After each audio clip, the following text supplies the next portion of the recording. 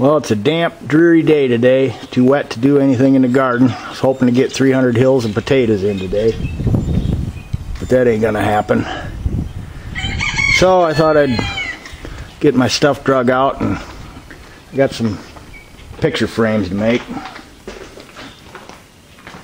Got this old barn out back, and might as well do something with them boards off of it. I like the looks of them when they get done. 100-year-old cedar's kind of hard to work with sometimes, but what the heck. Got my fantastic high-tech router table out. Just a sink cutout that I got from the local countertop place. I've used a lot of high-tech, fancy router tables before, but this is what I prefer to use.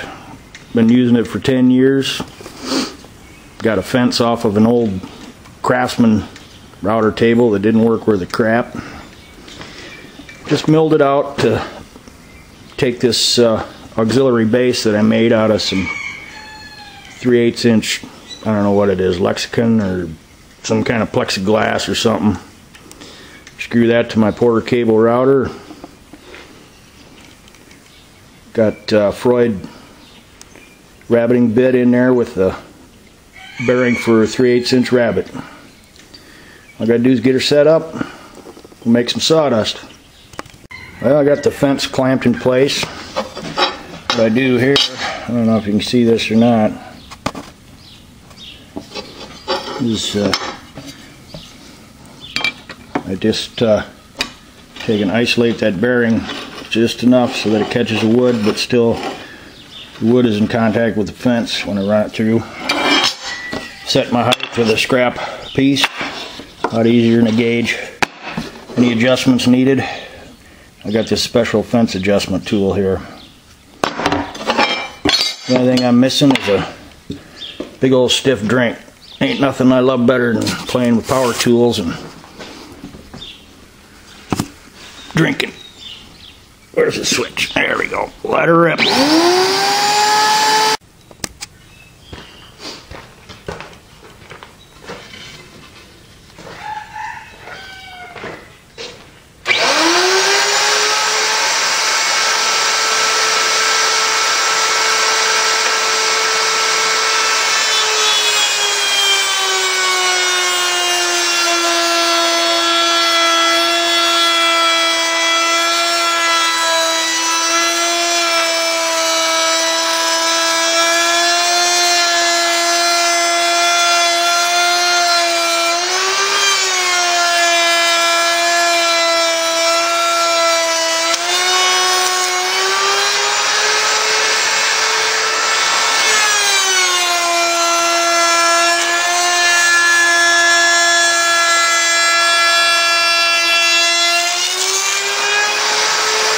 Well, there I milled down enough sticks there for probably 8 to 12 frames of the size I want to do.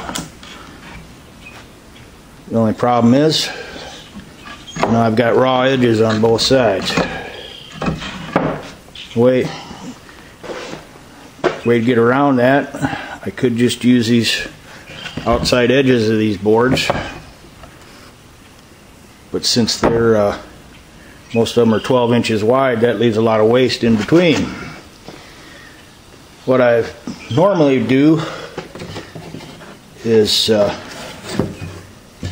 take one with a raw edge and run a banding around the outside, and that would cover up that raw edge on the outside. But for these, I'm just going to do a little doctoring. I got a drill press set up here with a rotary awl in it, and just give them a little touch here.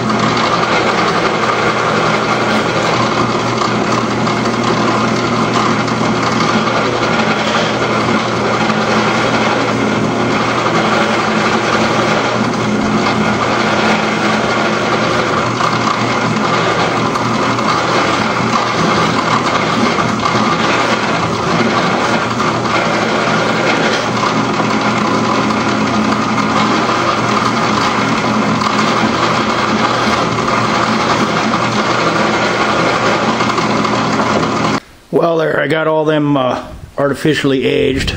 I don't know, maybe I called that a rotary awl before, but I meant a rasp. But it's kind of time consuming, but kind of has a desired effect. I don't know if you can see that. Put a few gouges here and there. Just basically make it look like it's got some grain. Both sides. But as you can see, it still looks like raw wood. It's amazing how good that cedar looks after being 100 years hanging on a barn. But I figured I went out a way around that too a number of years ago. That'll be my next step. Well, now we got to really make these boards look old on the edges. What I got here is a cheap gallon of red barn paint that is thinned down quite a bit. Spray can of gray metal primer, good old Iowa dirt, a rag, and a leather glove.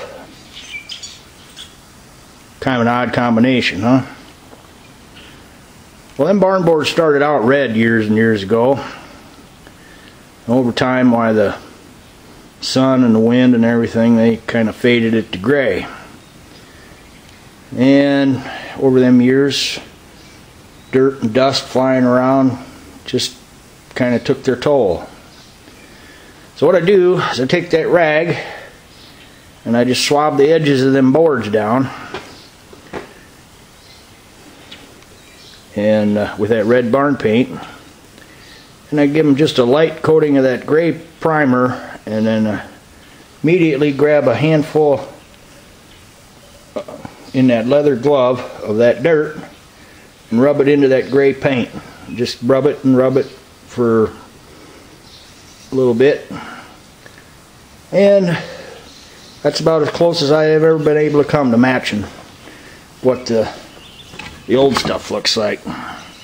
It's probably kind of hard to tell. Here's one I've already done. Maybe I need to turn the brightness on this, I don't know. There's the front.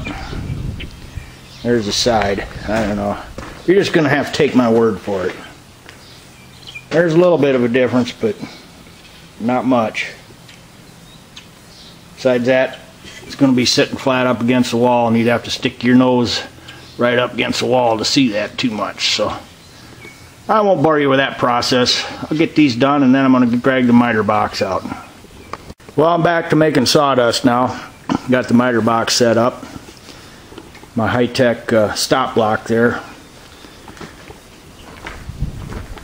I'm just making several frames of one size and several frames of another size.